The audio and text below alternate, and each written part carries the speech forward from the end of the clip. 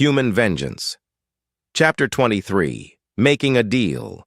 Following the acquisition of the Flames in Savagos, the remaining trip was estimated to take an additional few days. There was little rush to reach the station, allowing the crew time to interact with their pirate guests. Harris spent much of his sparse free time talking with Kivrea. She was willing to speak, always acting in deference to him. They talked about the history of the collective, mainly on the criminal side. It seemed that the stories we had heard from the Kelon were true. Pirates were a rarity, maybe making up one ship in every million. Even petty criminals were few and far between. During one chat, he broached the subject of military bases. Harris spoke of it from the view of defense, with emphasis on logical locations to provide best coverage. Her knowledge wasn't perfect, as she tended to give such places a wide berth. But she mentioned a few systems of ore-rich planets that were known bases. Wolf listened in, highlighting each one on a star chart. They seemed to exist roughly every 2,000 to 3,000 light-years, with little in the way of outposts. We were pleased to have a start, especially from such an unlikely source. As they drew closer, Harris mentioned a question that had been weighing on his mind for a bit. Kivrea, I'm curious, what would be your likely punishment? How do they treat this sort of thing? She fiddled with a pen, a half-finished drawing of a Siva lying before her on the table. The prey leaders operate on a 4-strike rule. The first strike leads you to undergo mandatory psychoanalysis and treatment whilst incarcerated. They say that everyone deserves a second chance, and the system must have failed them. Sure, it works on some, but for me, it didn't. The second stage is where I am at. This is less help to correct your course of action and more punishment. I and much of my crew will be sent to a penal colony and made to work off our debts. This will happen alongside more analysis and treatment. The third stage is where they give up on pirates. You get permanent incarceration with less focus on treatment and more on understanding why you took this path. Generally, this is where most stop. There have only been 2 that I know of who have reached the 4th stage, having escaped from their imprisonment. That stage is only used in times where there is undeniable evidence of actions taken. It is when the prey finds their teeth and stomachs. They execute the accused, and hope they find forgiveness in wherever they end up. Harris gave a long breath. She spoke very matter-of-fact, seemingly uncaring of the possibility of such punishment. Penal colonies? So, what? They force you into slave labor? Kivrea gave a low laugh. Oh no. From what I've heard, you get paid. You can't spend it on anything, but it gives you a boost when you leave. Not enough to buy me another ship, but I have backup funds. He thought for a moment, sending a message to Natasha via Wolf. Whilst waiting for her reply, he turned his attention back to the 6-foot humanoid lizard before him. How do they decide who gets your work, though? Kivrea returned to her drawing, casually talking about her upcoming punishment. It goes to whoever was harmed. So, I'm most likely to go to the Crescent, as they made up the bulk of my raids. But then again, you brought me in, so your wishes would carry weight. Harris got a returned message, agreeing with his actions. He let out a breath, knitting his fingers together. Well, I would like to propose a deal then. I would speak on your behalf to the court or judge or whoever I need to. I would get you assigned to us as your penal colony, under the guise of you attacking us with provocation. In return, you agree to work with us. We could use you and your crew's knowledge and capabilities, she hissed, continuing to draw as one eye focused on him. An interesting offer. I'm sure you have much to gain from a partnership. My crew will follow me wherever, but how should I know you will treat us fairly? Harris spread his arms wide, gesturing around. Have we done anything to make you think that? We disabled your ship. That is true. But we did not kill any more than the few who were unfortunate enough to be in the target zone. You have each been given food, beds to rest on, and entertainment where appropriate. We have also made sure to provide medical assistance to those injured in our scuffle. That is simple for prisoners. Of course, you would be watched, as I'm sure you can understand, but you will be more like allies than threats. She bared her teeth, her hiss jumping up and down with each breath. You are brave for this. But what would you do if I told this to the collective? He grinned back. I would deny all knowledge of this conversation. Who would they believe? A race who is eager to join, or a pirate who has already been through the system once? They fell silent, each watching the other. It stretched onwards to minutes, before Kivrea gave another hiss. Her tongue flicked out, and she placed down her pencil. With exaggerated movements, she put her four-fingered hands together, extending them forwards. The sudden movement made the room guards tense, holding weapons tightly, but a wave from Harris made them ease a little, even as they kept a close watch. He copied her gesture before she spoke. You're meant to put your hands to enclose mine. Oh? He did so, feeling her cold scales rub slightly. Her voice came out rough but formal. I, Kivrea, mother of 10 daughters, do agree to this. May my life and that of my family be in your care. Once spoken, she let her hands drop.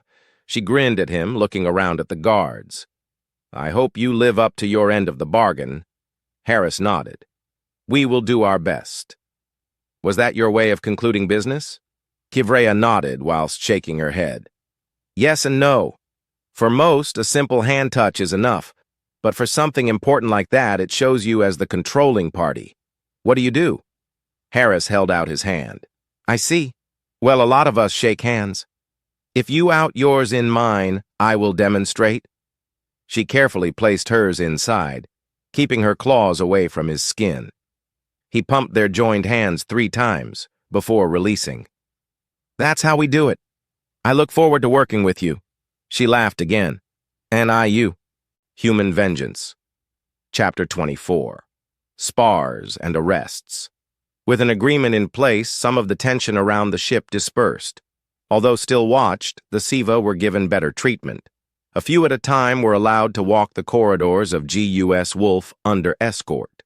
They would ask questions about certain design choices, but mostly seemed to be enjoying the ability to have a different way to stretch their legs. A couple of the rowdier ones challenged crew members to a sparring match. It was initially denied, though their increasing insistence finally reached the ear of Captain Harris. He gave an approval for a couple of matches to go ahead. Whilst data was all very well and good for extracting from systems, he knew that a physical demonstration would often show more. When the first fists flew, it was apparent the difference in training. The SIVA had powerful blows, but they had little in the way of precision. The chosen soldier spent time defending, observing his opponent. The watching SIVA hollered, excited by the display. They seemed to think our human outmatched with the lack of aggression. But after getting a handle on how they fought, he began to take the offense. In short order, he had struck the SIVA's joints multiple times, deadening muscles. A leg sweep caused them to fall, landing with a heavy thud. They let out a pained sound, raising a hand in submission. I submit. You win. The soldier grinned, reaching down to help them up. Already? I was just getting warmed up. Laughter filled the room as the next SIVA stepped in the ring. Once again, the match started with the SIVA in full offense. But after a much shorter time, the soldier once again went on the attack, quickly subduing his opponent. To the SIVA's surprise, they remained in the ring even after 2 fights. Are you not tired out? There is no shame in admitting your exhaustion. The soldier shook his head at their words, a confident grin on his face. This is nothing.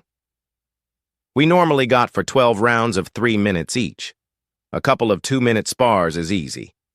Their shock at it led us to realize a key difference in our skills. They were strong in small bursts, quickly overwhelming their opponent for a rapid victory. We weren't as strong, but could endure a lot more than they could.